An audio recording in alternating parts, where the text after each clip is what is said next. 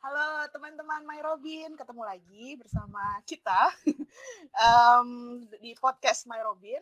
Kali ini kita akan membahas soal sales. Ya, jadi dari kemarin itu banyak banget request yang masuk ke kita. Kak, tolong dong Kak bahas soal sales karena kebetulan pengikut kita, followers kita, dan juga workers kita itu semuanya memang banyakan di sales. Jadi ya nggak ada salahnya juga kita My Robin untuk membuat podcast yang membahas tentang sales. Oke, di sini yang spesialnya adalah kita kedatangan dua tamu dari salah satu perusahaan logistik terbesar di Indonesia yaitu Shipper. Ada Mas Irfan Wahid Halo. ya, dan kedua ada Mbak Emma Sihotang.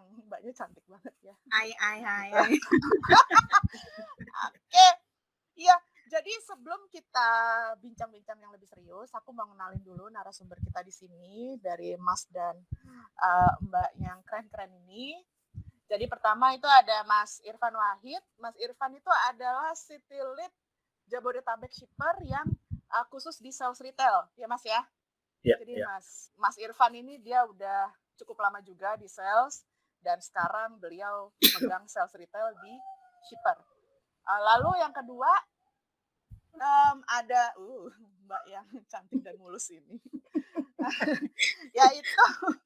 yaitu Mbak Emma Sihotang. Mbak Emma adalah telesales manager di Shipper. Jadi ini pas ya teman-teman, ada yang sales lapangan, ya kan Mas ya, face to face, sama satu lagi ada juga yang sales yang ya ibaratnya di balik layar gitu. Jadi telepon. Walaupun telepon tetap harus achieve ya nggak sih gitu. Oke, segitu dulu perkenalan dari aku. Kita langsung aja kenalan sama Mas dan Mbaknya. Pertama aku mau nanya dulu dari Mas Irfan. Mas Irfan, silakan dong kenalin diri. Udah berapa lama di sales, berapa lama di shipper atau ya apapun deh, silakan. Oke. Thank you Mbak Vina untuk waktunya. Ya. Halo teman-teman. Saya Irfan. Untuk pengalaman ya, untuk dari sales sendiri sih sebenarnya kurang lebih 10 tahun lah di sales untuk di shipper sendiri di awal tahun ini sih. Di awal tahun ini. Tapi kalau untuk sebelumnya pernah di direct sales atau telemarketing juga pernah, di customer experience juga pernah. Jadi hampir beberapa divisi sih pernah saya masukin untuk sales, untuk customer service. Nah enaknya tuh gitu, kalau udah ada di customer service, udah di sales, udah tinggal jadiin satu aja. Kombinasinya udah oke deh. Gitu aja Ini sih ibaratnya paling. saya udah ngomong kayak sama ini ya, Mas gimana sih Mas, gue pengen komplain bisa, pengen jualan bisa Bisa, gitu ya. betul. Bisa. Betul. Semuanya bisa ya Mas ya, luar biasa Yap, loh Mas. yap. Ketahuan ya kalau kalibernya udah panjang pasti gini, ngomongnya nyantai gitu ya, nyantai. Tapi itu di otaknya jualan gitu ya Mas ya? Ketika jualan. Oh, Kadang kita tuh jualan itu bisa dibilang ngomongin produk tuh nomor yang ketiga. Kalau oh ngomongin gitu. produk, Nomor satu apaan dong berarti? awalnya itu lebih ke yang ngobrol ngalur ngidul kemana, yang penting bisa diajak ngobrol dulu gitu. Iya, benar-benar itu. Gitu sih. Emang sales tuh jangan jualan juga ya Mas ya sebenarnya ya. Kalau Jangan jualan tapi otaknya jualan gitu. Gimana tuh iya, jadinya? iya. Iya, udah ujung-ujungnya duit emang loh. Aduh. Oke, makasih Mas Irfan Oke, atas siap. perkenalannya. Sekarang kita ke Mbak yang mukanya mulus banget ya dari tadi saya lihat. Ini Oke, tipuan kamera kayaknya Mbak. oke.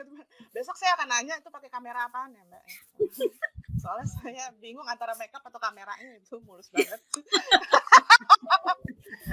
Mbak Emma, silakan Mbak Hai. Emma, kenalin Oke. diri dong. Oke, kenalkan nama saya Emma. Untuk jabatan saat ini di Shipper itu sebagai telesales manager.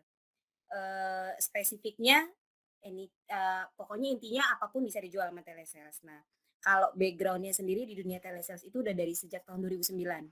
Jadi kalau dihitung dari sekarang sampai dengan sekarang itu spesifik di telesales itu udah 12 tahun berarti. Hampir 12 tahun. Saya ingat banget benar-benar mulai di telesales itu bulan November tahun 2009. Jadi kalau dihitung sampai dengan sekarang berarti almost 12 years ya. Hampir 12 tahun. Lamanya dulu itu di perbankan. Lalu Oh ya? ya lama diperbankan dari 2009 sampai dengan 2018 kemarin. 2018 waktu itu saya lagi di dalam tahap masa bosan banget. Aduh gila, berarti 9 tahun loh, 9 tahun gue begini-gini aja di telesales gitu kan. Akhirnya waktu itu iya benar, nggak tahu gimana itu makanya kalau ada bilang, ucapan adalah doa, benar loh. Jadi waktu itu, sempat bilang, "Gue pengen banget deh kerja di dunia startup, kayaknya dinamis banget sih orang-orangnya, asik-asik banget sih anak muda," kayak gitu kan. Walaupun gue udah nggak muda, terus terang, udah nggak muda, cuman pengen muda terus kan. Jadi gimana ya caranya punya teman-teman orang-orang muda. Akhirnya, gayung bersambut, semesta mendukung, Allah mendengar jawaban doa gue. Akhirnya, waktu itu, salah satu startup di bidang otomotif, rekrut gue, mereka butuh untuk build telesales division. Akhirnya rekrutlah dari semenjak itu. Dari situ akhirnya sekarang ada di Siper. Pegangnya apa? Masih telesales. Jadi kalau ditanya spesifiknya, apa sih yang lo tahu tentang telesales? Telesales adalah jualan juga, sales juga. Nggak beda sama yang tadi dijelasin Mas Irfan. Apa aja lo bisa jualin, cuman memang medianya yang berbeda. Nah, kalau untuk sekarang di Siper sendiri pegangnya telesales spesifik atau enggak? Karena apa? Di combine nih sekarang ada field salesnya, ada juga untuk telesalesnya. Pokoknya intinya adalah sales lah Mbak gitu. Iya, emang sales tuh akhirnya di mana-mana ya, universal. Ujung-ujungnya HRD, ujung-ujungnya ya kadang sales juga Iya. gitu. Apa aja lo bisa jualin, apa aja bisa jadi cuan. Iya, benar banget. Apalagi hari gini ya kan. Iya benar. Gitu. Gila Mbak Emma luar biasa ya. Itu lama banget Mbak di perbankan, terus tiba-tiba Mbak ke startup. Ini sesuai dengan pengalaman dan cerita-cerita dari teman-teman loh Mbak. Itu agak beda loh Mbak. Iya, budaya kerjanya antara perbankan sama startup. Jangan tanya dulu awal-awal di startup itu nangis tiap hari, iya. Pulang kerja pasti nangis.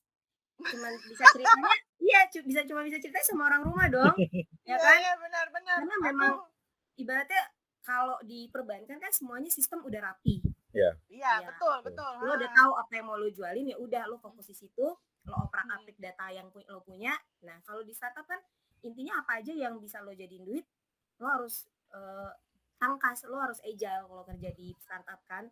Apa yang sekiranya memang bisa jadi keuntungan buat perusahaan, lo harus cepat geraknya kayak gitu. Makanya salah satu kalau lo mau kerja di dunia startup, salah satu yang harus lo punya adalah capability, lo harus punya agility, ketangkasan. Iya, tapi sebenarnya sama fleksibilitas kali ya, Mbak, karena kan setiap hari adalah perubahan ya. Iya, benar. Soalnya dulu saya juga dari perbankan Mbak, tiba-tiba ke startup ya begitu. Oh gitu ya Mbak Vin? Iya. Tapi nggak selama Mbak Emma sih, Mbak Emma lama banget. Ya aku udah tua, ya kan dari situ aja udah ketahuan dong. Tapi balik lagi mukanya kok udah dasar cewek ya, yang dilihat muka mulus banget. Oke, sip. Terima kasih Mbak Emma atas penjelasannya. Sebelum kita lanjut lagi, aku mau nanya ke teman-teman dulu nih, Mas Rizky serius banget mukanya. Ada yang mau ditanggepin nggak nih dari pengalaman Mas Irfan sama Mbak Emma? Banyak banget loh.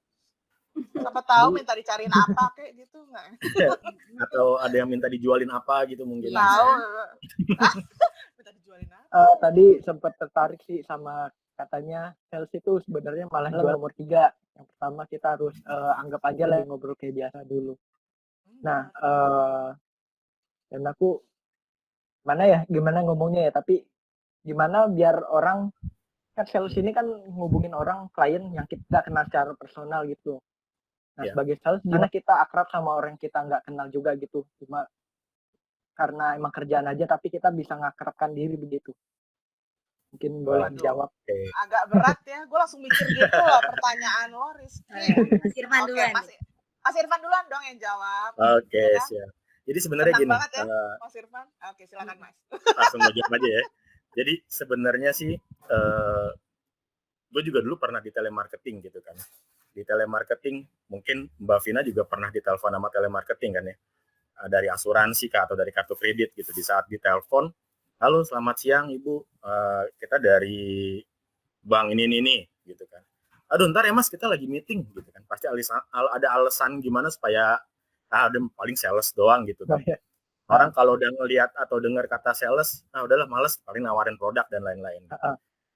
Nah, kalau yang kita pikirin adalah gimana caranya si customer ini bisa mau dengar kita ngomong gitu kan.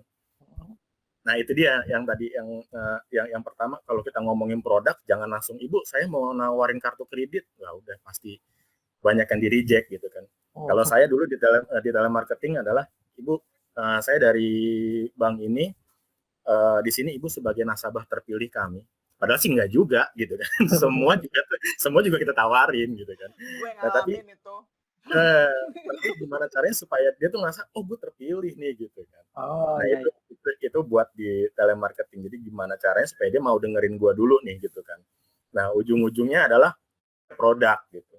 Kayak tadi gue habis pitching juga sama sales gue. Gimana caranya kita ngobrol, kita datang nih, waduh pak paketnya banyak juga nih, kapan di pick up-nya nih dari sama ekspedisinya? Baru ntar sore sih mas gitu. Akhirnya dia ada waktu luang, dia mulai tertarik ngobrol sama kita. Yang kita obrolin bukannya shipper, malah yang kita obrolin adalah dia main bolanya gitu loh. Dia main bolanya, terus dia sehari-hariannya dia di awal mula bisnisnya dia itu seperti apa dia gitu, sampai kita tahu dia dulu tuh harus jadi mulung juga pernah gitu kata dia, jadi ngambil barang-barang bekas tuh pernah juga. Nah ujung-ujungnya ya udah baru kita terakhir, iya begitu pak, jadi di shipper ini sebenarnya sih pengen ngebantu bapak juga supaya bisa lebih mudah gitu, kalau ada apa-apa, kalau ada komplainnya nggak usah ke beberapa ekspedisi, cukup satu pintunya aja di shipper aja kalau ngomongin masalah komplain gitu. Itu ngomongin komplainnya ya pak, belum ngomongin masalah benefit lainnya. Seperti itu sih. Jadi yang kita temuin adalah customer baru yang memang nggak kenal sama kita gitu kan. Kuncinya adalah kita ajak asik ngobrol aja gitu sih. Gitu ya, Mas Rizky. Semoga tapi customernya asik juga ya Mas, kadang-kadang belum apa-apa udah dijutekin gitu. Iya benar. Tapi kan beda misalkan kalau kita datang, misi Pak dari shipper Pak mau ngajak kerja sama gitu. Aduh ntar dulu Mas lagi sibuk gitu. Paling kan begitu kan alasan. Lama-lama udah ditolak, dimentalin. Aduh nggak ada pemiliknya gitu. Memang sih pasti ada kejadian begitu. Tapi kita mikirnya gimana caranya supaya bisa join dulu nih, masuk dulu nih ke dalam nih gitu. Mantap. Apalagi direct sales. Kalau kita biasanya di samping kerja keras kan udah pasti ya teman-teman. Di samping kerja keras kita juga harus kerja pinter. Nah itu dia kuncinya yang tadi, kerja pinternya mikir nih kita gimana nih caranya supaya bisa dia dengerin omongan kita atau kita bisa diterima masuk lah gitu. Mantap. Jadi sekarang mungkin kayak ngajak ngobrol dulu, terus lihat-lihat celah, terus kita colong celahnya begitu ya. Betul, kita tanya nih kendalanya apa nih bos kalau jualan online, dari ekspedisinya atau apa bisa. Nah kalau dari kendalanya itu kita bisa ambil kesimpulan, ada nggak shipper yang bisa masukin ke sana gitu sih. Atau produk lain di saat kita ngejualin yang apa gitu, kita ditawarin produknya apa ya kita bisa nggak masuk ke sana gitu sih. Gitu kuncinya. Mantap. Ini kalau dari sisi telesales kayaknya susah deh ngobrol-ngobrol dulu, mana bisa. Kalau telesales kan memang sebenarnya pada dasarnya mereka tuh biasanya terbiasa dengan sales script ya kan. Kalau namanya kan by phone ya, mereka juga ada standarnya. Tapi yang gue pelajari adalah perbedaannya di situ. Kemarin di perbankan dengan di startup ini, bahwa lo nggak bisa patokannya sama sales script aja. Kenapa? Karena udah pasti dijamin kalau lo udah ngomong selamat siang dengan ini itu pasti Mbak perkenalan ya kan, nggak mungkin, mana mungkin dong dia mau ngobrol sama orang yang dia nggak tahu itu siapa. Tapi yang gue lihat di startup itu lebih ke lebih fleksibel sih cara untuk pitchingnya, cara untuk offeringnya, greetingnya aja bahkan tuh bisa berbeda untuk tiap klien ya. Nah, tapi kalau tadi nambahin poinnya Mas Irfan bahwa selain kita ngobrol sama dia sambil gali know your customer ya kan, lo gali dulu, lo tahu dulu klien lo. Yang pasti adalah lo harus sebagai orang sales ataupun telesales, lo menempatkan ada di posisinya dia. Apa sih yang lo butuhin? Ya nggak? Lo butuh apa sih? Misalnya kayak shipper, jualan warehouse. Kita lihat UMK dia usahanya membutuhkan atau enggak gudang ini, kan kayak gitu-gitu ya. Nah, kalaupun akhirnya nanti mendapatkan rejection dan lain-lain di lapangan itu udah hal yang biasa sih orang sales. Cuman yang pasti adalah salah satunya lu ada di dunia sales dan lu bertahan di dunia sales adalah bagaimana caranya lu yang tadinya dia nggak butuh tapi jadi butuh. Itu PR lo sebagai orang sales. Lo merasa nih nggak butuh nih, misalnya gue atau gue coba pitching Mbak Vina. Mbak Vina sebagai orang yang punya online shop, dia merasa bahwa gue nggak butuh, gue masih bisa dihandle, gue punya gudang sendiri. Gitu. Kita bikin dia tadinya misalnya nggak butuh jadi butuh. Pak, emang Bapak mau buka gudang di setiap kota? Ibaratnya kayak gitu, Mbak. Gitu kan, itu sebenarnya ujung-ujungnya kayak mainin emosi juga ya Mbak Emma. Iya. Pak, Bapak emang nggak mau ngebantu customernya Bapak, pembelinya Bapak, bayarnya Bapak untuk ongkir lebih murah, ibaratnya kayak gitu loh, ya kan? Sebenarnya kayak gitu. Kalau tadi yang Mas Irfan bilang, lo nggak perlu Bapak nggak perlu repot-repot Pak ngurusin dari tiap 3PL, cukup satu pintu aja, nanti komplainnya di satu pintu aja, itu kita beresin kayak gitu kan. Jadi ibaratnya dari yang tadinya dia nggak butuh tapi oh iya juga ya jadi butuh, seperti itu sih.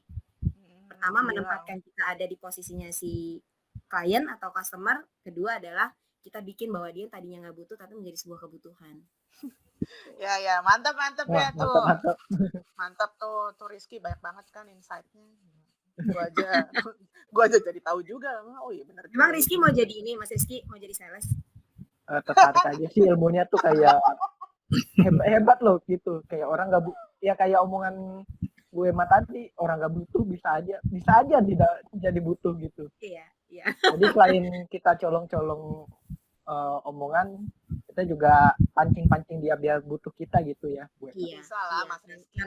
Karena kan maksudnya gini loh, kalau misalnya memang perusahaan itu merasa bahwa dia nggak butuh sales, nggak akan ada namanya dunia orang-orang sales, nggak akan ada namanya di sales, ya nggak sih? Ya betul. Oke, thank you. Ada yang mau nanggepin lagi mungkin Mas Habib atau Nicolin sebelum kita lanjut? Nah, Nicolin nih kan pengusaha banget nih, pasti lu banyak pertanyaan. Oh iya? Pengusaha apa Mbak Nicolin? Enggak pengusaha kok Mbak. Pengusaha paket tuh. Tapi jago aja dia jualannya. Gimana Niko? Ada ini nggak? Ada pertanyaan nggak? Kalau dari saya mungkin pertanyaannya gini, kan saya juga ngalamin di sales juga ya, Bu Emma sama Pak Irfan. Nah itu kadang kan ada orang yang dari awal ditawarin langsung ditolak gitu, kayak enggak Pak, terima kasih. Nah itu sebaiknya kita lebih baik langsung kayak langsung menawarkan ke mereka, atau kita nanti follow up lagi di minggu depannya atau mungkin di hari berikutnya gitu. Mas Irfan dulu. Oke, gue dulu deh. Ya, jadi sebenarnya sih kalau penolakan itu bisa kita lihat beberapa arah ya. Yang pertama mungkin penolakan yang kayak tadi tuh. Kalau tadi kan penolakannya udah pahit banget lah, udah ditolak. Udah Mas enggak, ya udah kita nggak bisa ngapa-ngapain lagi gitu. Kita seperti yang saya bilang, kalau kita awal langsung ditolak itu berarti ada yang salah nih kita nih, cara ngomong kita udah pasti udah ditolak lah, kita harus cari yang lain gitu. Nah, cari yang lain. Nah, penolakannya ada juga yang memang penolakan secara halus. Nah, penolakan secara halus nih yang masih ada kemungkinan gitu kan, ada beberapa kemungkinan yang bisa kita harus dalemin lagi. Minimal kita dapat nomor WA-nya aja gitu loh, atau nomor kontaknya gitu. Nah, dapat kontaknya ya nanti kita bisa datengin lagi. Dulu saya juga pernah di pinjaman usaha ya di salah satu perbankan swasta. Nah, itu kita datengin ke pasar. Gue seharian nongkrong di pasar aja dari pagi sampai sore, udah kayak jualan aja di pasar gitu. Tapi gitu, kita datang ke toko itu, kita ngobrol, kita nanya, dia ternyata belum minat. Tapi setiap hari gue masih datang ke toko itu gitu loh. Kita masih datang ke toko lebih ke, oh ya Pak, lagi lewat aja nih. Ya cuma sekedar buat niatnya sih pengen jualan memang, tapi ini lebih kayak kunjungan aja gitu, silaturahmi lah istilahnya gitu. Nah, lebih jaga, lebih nyari ke komunitas sih, lebih nyari ke relasi. Nah, pasti ujung-ujungnya dia juga butuh kok. Kalau kita ngelihat, misalkan kalau kita nawarkan kredit, pasti kan ujung-ujungnya dia juga namanya usaha pasti butuh kredit juga. Nah, gimana caranya supaya dia tuh nggak kehilangan, dia tuh nggak kepikirannya tuh, oh gue butuh duit nih buat modal nih, gue butuhnya Irfan berarti gitu loh. Gue pengen pengen ngebentuknya tuh di sana. Itu buat yang memang penolakannya masih bisa kita kita olah gitu. Karena kalau kalau gue jualan ada ada 3 tipe sih kalau menurut gue. Yang pertama ya sesuai SOP, kita datang selamat siang, perkenalan dari Siper, dari Irfan dan lain-lain. Masih nggak kena juga, udah masuk siang hari nih, tengah hari, wah kayaknya gue lebih keras lagi, udah panas ini. Ya Pak, ini dari mulai agak to the point gitu kan, dari Siper Pak gini dan lain-lain, kita mau mau ngajak kerja sama, ini loh Pak untungannya langsung bla bla bla bla. Yang ketiga masih nggak kena juga, udah masuk sore, ayolah Pak join aja dulu, saya juga ada target nih Pak, join juga nggak bayar, lebih ke situ jelas gitu ya. Ujung-ujungnya begging ya Mas. Iya, yang penting kan jualan ya nggak sih, yang penting dia join, toh kita juga nggak nipu dia gitu loh, kita nggak benar-benar sama sekali, kita menginformasikan detail nih Pak, Bapak nggak perlu keluar duit, kita pick up dan keuntungan Bapak adalah ini gitu kan. Kebanyakan kan penolakan itu karena si customer nggak tahu gitu loh, karena customer memang belum tahu detail dari kita gitu. Itu sih yang penting. Kalau sales tuh biasanya bisa dibilang apa ya, urat malunya udah putus apa gimana ya. Nggak ada sih, Iya nggak sih Mbak? Pantang menyerah. Kayak Mbak Irma Kalau bilang tadi, kalau gimana masih caranya bisa, Mas. di saat dia nggak mau, kita bikin harus mau kan gitu ya. Nah itu yang harus kita push, tapi jangan sampai kita menunjukkan itu pressure ke customer. Kalau dia ngerasa di pressure, nanti dia akan nolak juga. Oh, Itu sih. Tapi kalau di telesales kan mana bisa begging gitu ya nggak sih Mbak Emma? Kalau di telesales ya, kalau di telesales tuh lebih kayak gini sih. Kalau tadi tuh kan keuntungannya si direct sales atau field sales itu kan dia ketemu langsung ya kan. Jadi bisa nandain. Cuman kalau di telesales ini beda lagi. Kita lihat dulu objectionnya dia apa. Objectionnya dia misalnya dia tadi ya, objection itu maksudnya penolakannya dia apa? Apakah merasa belum butuh, ataukah dia ada yang tidak cocok, atau gimana? Karena itu nanti yang menentukan adalah untuk tahapan selanjutnya, apakah perlu di follow up lagi atau let it go, kayak gitu. Karena kan sebenarnya ketika dia bilang, oke saya nggak cocok sama harganya, Pak harga yang mana? Kita diskusi dulu aja. Kalau emang kita bisa nego, nanti saya coba negoin Pak, minta approvalnya dari atas atau dan lain-lain. Kalau misalnya ternyata dia bilang bahwa saya masih bisa handle sendiri, kayak gini usaha saya masih bisa handle sendiri dan lain-lain. Oke, emang Bapak nggak ada niat Pak mau ekspansi usahanya? Masa Bapak maunya mainnya di situ-situ aja? Jadi kayak ya itu tadi dia gali lagi. Tapi kalau misalnya kalau gue selalu berpikirnya adalah 3 kali kesempatannya untuk lo follow up lagi. 3 kali follow up ternyata nggak ada, ya udah lo tinggalin aja. Ibaratnya kayak kartu nama lo lewat WhatsApp ataupun lewat apa, percaya deh suatu saat ketika dia butuh pasti dia nyari lo, kayak gitu. Jadi tapi jangan berlama-lama. Kalau gue selalu bilangnya gini Mbak, kalau ke anak-anak tim tele, setiap leads yang lo dapetin itu adalah duit. Gimana caranya lo bikin itu jadi duit? Lo nggak boleh buang-buang duit ya kan, ibaratnya kayak gitu. Tapi kalau misalnya ternyata emang sama lo nggak jadi duit, lo let it go, lo cari lagi yang lain. Tapi itu nanti akan gue putar lagi Mbak. Siapa tahu sama si A nggak jadi, tapi sama si B jadi gitu kan. Karena kemampuan sales tiap tim kan beda-beda. Ada yang memang dia one shot one kill gitu kan, maksudnya sekali ngomong langsung customernya oke. Ada juga yang butuh waktu lama, ngobrol dulu akhirnya dapat, kayak gitu sih. Tapi kalau misalnya dibilang nandain ninggalin jejak, iya harus. Kenapa? Sebagai mereka aware juga bahwa oh ini shipper loh. Shipper itu lo bisa nawarin bisa nawarin warehouse, lo bisa nawarin pengiriman, lo bisa nawarin macam-macam. Ibaratnya apa yang lo mau, kita ada deh, kayak gitu. Gila. Oke, keren sih. Sales shipper mantap. Mantap ya. Startupnya cepet. Kan kita lihat sendiri kan itu sales shipper, dinamikanya. Iya benar. Makanya mudah-mudahan sesuai ekspektasinya manajemen. Masalahnya kan namanya manajemen kan pasti tinggi banget dong Mbak pasangnya. Ya udah pasti. langsung gini udah pasti. Amin, semoga lah ya shipper Iya benar. maju. My Robin juga maju ya. Ujung-ujungnya gitu. Oke, Mas Habib diam aja Mas. Iya nih Mbak, Dia baru dari tadi lagi mikir ini yang mana yang mau gue cut atau gimana? Enggak ya? enggak. Ini menarik ini. Ya, pembahasannya tentang sales apalagi berhubungan sama telesales gitu kan. Nah, dari sekian menit tadi kita udah ngobrol ya. Saya sedikit ini nih mendapatkan beberapa poin skill yang harus dimiliki oleh seorang sales gitu. Nah, kan tadi seperti yang dibilang sama Mas Irfan itu kita harus bisa berempati sama customer kita, calon customer kita. Terus kita juga harus sabar kalau misalnya ada komplain gitu kan.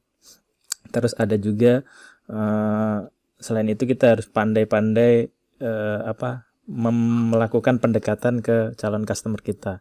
Nah, itu kan masih berhubungan sama keterampilan atau skill yang harus dimiliki seorang sales ataupun telesales. Nah, selain itu apakah ada lagi gitu Pak Irfan sama Mbak Emma gitu? Oke. Ya, sebenarnya sih kalau dari sales ya, kalau saya sih lebih nih ke anak-anak, yang penting sales itu mau ngomong sih, Mas Habib. Jadi sales itu kalau kita cuma misalkan kita ada satu target, ada satu tempat, oh ini bisa nih gua prospek gitu kan. Tapi kita cuma bisa ngeliat doang, kita cuma duduk ngeliatin, nunggu waktu bisanya tuh kapan nih. Tapi nggak gerak-gerak gitu kan. Kepengen ngomong juga males gitu. Jadi ya nggak akan dapat juga gitu. Yang penting kita tuh harus mau gitu loh. Di saat kita kepengen ketemu itu orang, kita harus bisa buka omongan seperti yang saya bilang tadi. Sebenarnya sih keahlian sales itu tuh nggak ada yang spesifik sih, nggak ada yang harus lo harus A, harus B, harus C, nggak ada. Sales itu semua orang tuh bisa jadi sales sebenarnya. Semua orang bisa jadi sales dengan dia bisa mudah untuk berkomunikasi kalau dia memang sudah bisa nyaman ngobrol dengan si ownernya itu sih. Yang penting kemauan ngomongnya. Berarti lebih ke ini ya. Mau cari mood untuk kemauan ngomong tuh susah. Iya. Iya, betul. Nah, biasanya gue kalau interview orang tuh biasanya tuh Mbak Vina, dia tuh nyari yang bawel sih intinya. Sama yang bawel, dia tuh ngomong, ya saya sebelumnya kerja di sini tuh job desk-nya begini. Nah, kalau jadi banyakan dia yang ngomong, wah ini bisa nih. Ya udah dia jalan. Ya. Tapi kan balik lagi ya, maksudnya terkadang kita juga sebagai sales kan harus pinter presentasi, ya nggak lo? Presentasi juga, ya sorry to say ya, maksud gue juga itu akan berhubungan dengan tingkat intelektualitasnya gitu, maksud gue. Iya benar, karena lo nggak bisa ibaratnya ngomong asal ngomong, ngecap aja, yang ada nanti apa? Mis-selling, ya kan? Over promise, ya nggak? Yang nggak ada diada-adain kayak gitu kan. Nah, tapi balik lagi, dari itu semua adalah pertama yang pasti lo harus bisa sebagai sales adalah product knowledge lo gimana.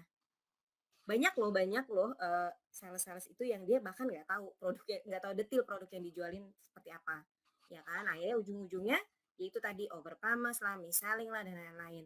Nah, yang kedua selain product knowledge lo juga, lo harus punya kemampuan atau kepercayaan diri dulu sama produk lo gitu loh. Karena kalau lo banyak ya kita tahu bahwa sebenarnya kayak lo butuh kerja ya, maksudnya lo kerja sebagai saya cuma ya udahlah nggak ada kerjaan lain, gue cuma bisanya ini atau diterimanya cuma ini, tapi lo juga tidak memaksimalkan apa yang lo punya sekarang. Jadinya akhirnya lo nggak believe sama perusahaan lo nggak believe sama produk yang lo jual, it will be nothing gitu loh, nggak akan ngasilin apa-apa. Itu sih yang selalu gue bilang, bahwa lo believe dulu, lo percaya dulu sama produk lo bahwa produk lo akan laku, produk lo ada yang dibutuhin sama orang-orang, dari situ dulu berangkatnya gitu. Apalagi kan kalau kita ngomongin konteksnya shipper sekarang, apalagi semenjak pandemi ya Mbak, semenjak pandemi ya UMKM kan menggeliat sekali ya nggak? Orang-orang yang tadinya nggak melek online jadi melek online.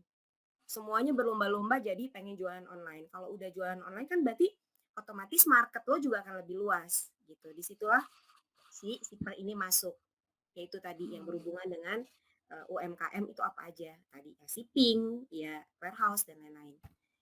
Wah, mantap. Shipper banget ya gue. Nggak Shipper apa-apa. banget ya. Kan emang ini lagi waktunya shipper. Oke. Podcast ini.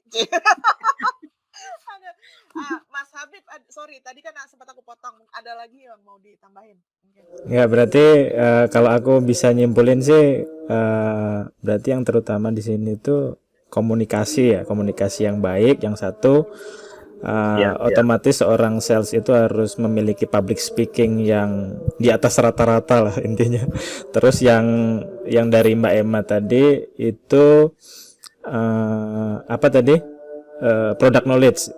Ya product knowledge-nya harus ya presentasi.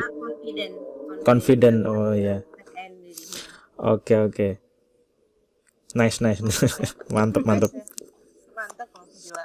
Gue langsung yang Oke. Gila ini guys, ini waktu kita sebenarnya tinggal 10 menit lagi, tapi aku mau nanya nih, sekarang di masa sekarang khususnya di pandemi ini. Gimana caranya menjaga kekompakan tim, guys? Ya seperti kita ketahui ya. Ya masa sekarang tuh kan segala sesuatu biasanya serba sulit tuh. Walaupun UMKM tuh segala macam, tapi sebenarnya agak sulit juga ya. Apalagi dengan PPKM, lalu pembatasan mobilitas gitu kan, pasti kan kesempatan kita untuk bertatap muka itu kan juga jarang. Apalagi sebenarnya ini khususnya buat timnya Mas Irfan sih, yang field sales ya gitu. Nah lalu juga kalau untuk timnya Mbak Emma pasti tantangannya juga ada lagi kan. Lebih banyak gitu, gimana cara? Nah, aku mau nanya gimana sih caranya biar tim tuh tetap kompak, tetap semangat, tetap moodnya tuh ada gitu. Masalahnya sales tuh kalau nggak ada mood kadang susah ya, itu saya tahu. Oke, dari Mas Irfan dulu. Oke. Iya, PPKM ya, khususnya PPKM saat ini memang ini sangat mempengaruhi juga ya, sangat mempengaruhi khususnya ruang gerak anak-anak sih, ruang gerak tim. Khusus apalagi di field sales, ke sana ditutup, ke sini ketutup gitu kan jalan, kita harus punya izin dan lain-lain. Alhamdulillahnya sih teman-teman di lapangan udah sensitif sama job desk-nya mereka. Jadi mereka harus ngapain, mereka banyak cara nih itu buat nyari jalan tikusnya gitu kan. Buat nyari ke jalan tikusnya. Nah, kita sebagai lead atau sebagai pengen kerja sama timnya tuh solid. Jadi kita bicarainnya, kita job desk-nya fokus dengan job desk masing-masing lah. Kalau lo ditugaskan buat nyari merchant, ya lo gimana caranya supaya bisa ketemu sama si merchant-nya nih gitu kan. Nah kita saling support, bisa dibilang saling mengisi. Gue sama anak-anak juga lebih sering sharing karena anak-anak butuh itu gitu kan. Di saat mereka di lapangan kesulitan ketemu merchant, bahkan ada dia ngobrol sama merchant di luar pagar, dianya di luar, merchantnya di dalam, ada pagarnya masih kegembok gitu. Saking takutnya gitu sih. Perjuangan ya. Oke. Nah perjuangannya kita kan adalah seperti yang gue bilang tadi di pertama, gimana caranya supaya dia bisa dapat informasi dari kita dulu gitu loh, kita bisa ngobrol dulu gitu. Kalau via call kayaknya informasinya karena kita biasa dari lapangan biasa harus ketemu, jadi kalau via call tuh kayak informasinya kayak nggak nyampe gitu kan. Mau nggak mau harus datang gitu.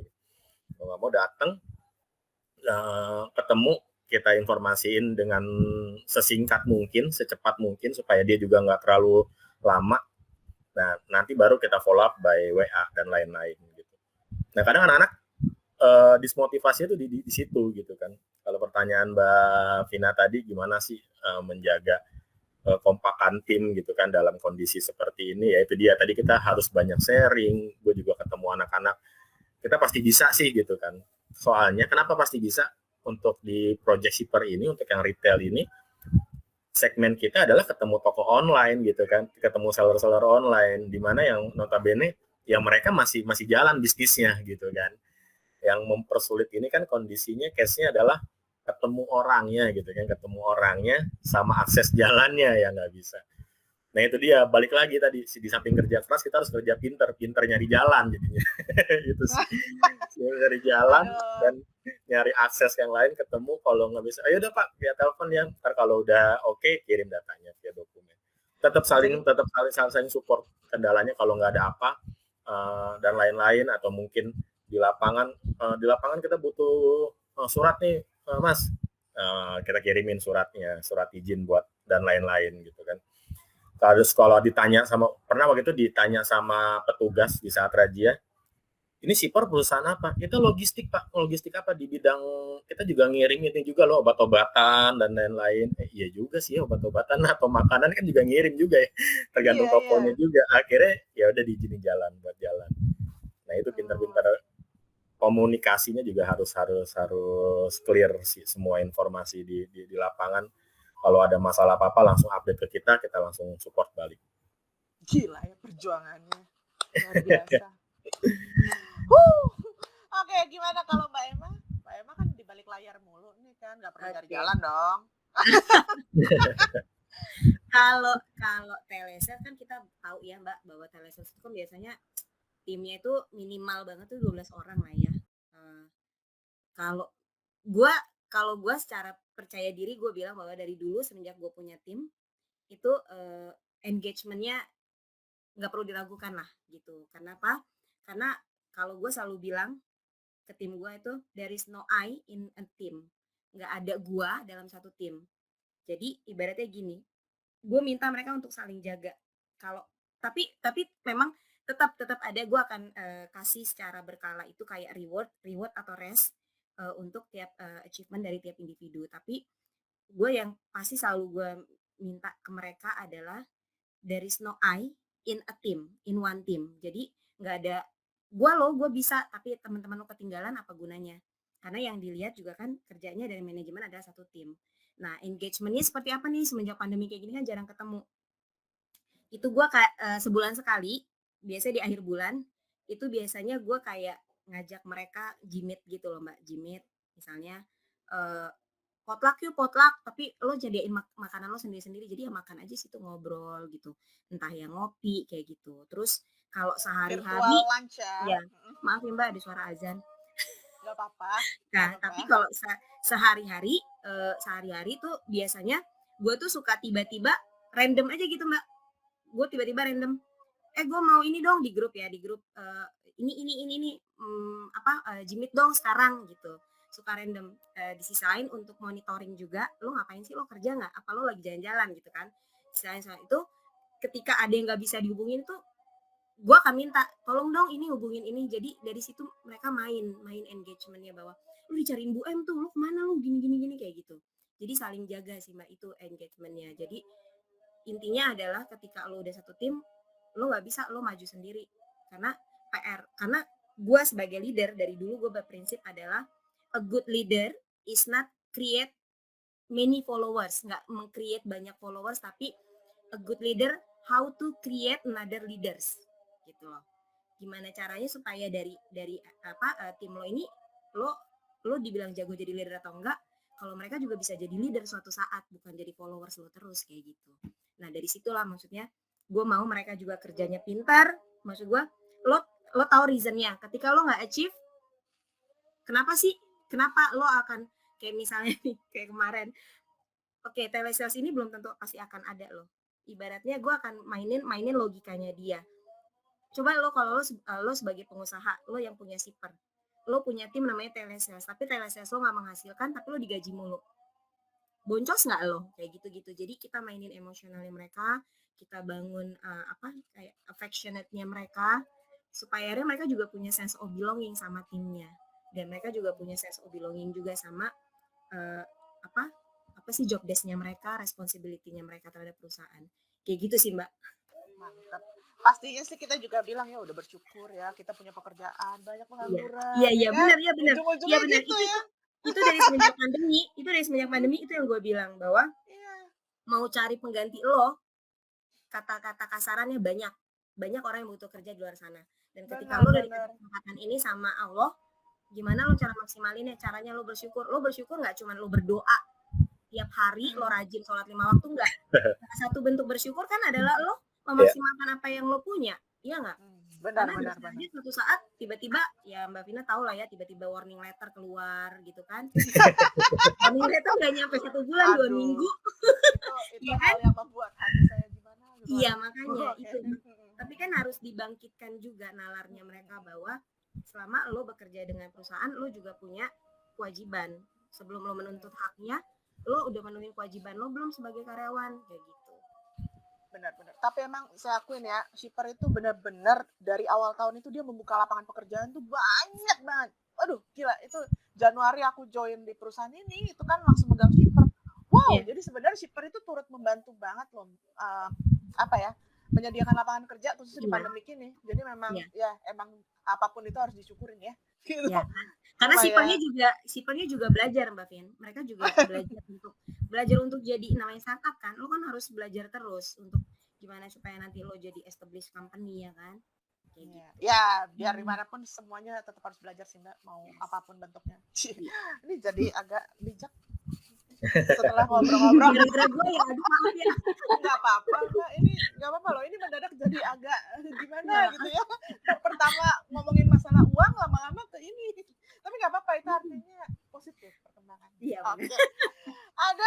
Oke, Mas Irfan, Mbak Emma, ini thank you banget, tapi waktu kita kan 45 menit ya, jadi memang sudah harus selesai, tetapi sungguh ini benar-benar insight-nya oke banget, terutama buat teman-teman MyRobin, siapapun itulah semuanya, nggak teman-teman MyRobin juga dan shipper juga, ini berguna banget pastinya, gitu insight-nya. Apalagi memang request ke kita tuh banyak pengen ngebahas soal sales, gitu. Makasih banyak Mas Irfan, Mbak Emma sekali lagi atas waktunya. Ini benar-benar luar biasa banget dan maju terus ya buat shipper. Semoga makin maju makin jaya lah pokoknya shipper. Jadi shipper jaya, kita juga jaya di sini. Iya benar-benar. Shipper jaya, MyRobin juga jaya ya. Benar, makanya terus sehat selalu dan semoga podcast ketiga ini benar-benar bermanfaat, turut membantu teman-teman. Ya, bermanfaat banget buat teman-teman semuanya. Oke, terima kasih banyak. Juga buat Mas Habib, Mas Rizky Ramdan yang dari tadi kayaknya serius banget mukanya ya. Dia lagi mikir mau jadi sales apa tetap di sosial media. Nah Mas, nanti bisa dibicarakan. Kalau sosial media juga tetap bisa jualan loh. Tuh Mas, ya.